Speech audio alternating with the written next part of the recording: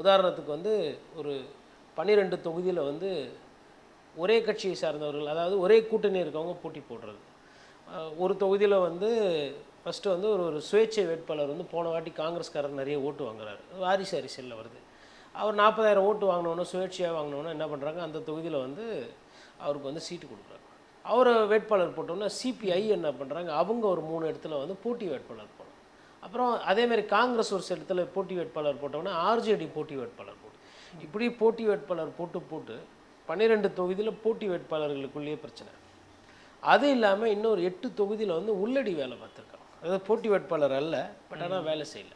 இதெல்லாம் எந்த பேக்ரவுண்டில் நடக்குதுன்னா, போன வாட்டி தேர்தலுக்கும் இந்த வாட்டி தேர்தலுக்கும் இந்திய கூட்டணிக்கும் பிஜேபி கூட்டணிக்கும் 0.2 தான் ஓட்டு வித்தியாசம். அதாவது கிட்டத்தட்ட 12,000 சில்லற ஓட்டில் தேஜஸ்வி யாதவ் வந்து முதலமைச்சர் ஆகிற வாய்ப்பு வந்து நழுவி போய் இந்த தேர்தலில் ஒரு 8வது ரவுண்டு 14வது ரவுண்டு அந்த ரவுண்டுலலாம் பின்னுக்கு போகிறார்.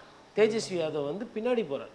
அங்கே இருக்கக்கூடிய சதீஷ் அப்படின்ற பாஜக வேட்பாளர் வயதானவர், அவர் வந்து முன்னுக்கு முந்துறார். அப்போது உங்களோட முதல்வர் வேட்பாளர் அப்படின்றத அவரே வந்து முதல்வர் வேட்பாளர் அப்படின்னா பொதுவாக என்ன இருக்கணும்னா, பொது அறிவில் ஒரு 50,000 ஓட்டு இல்லை ஒரு 70,000 ஓட்டு ஜெயிக்கணும்.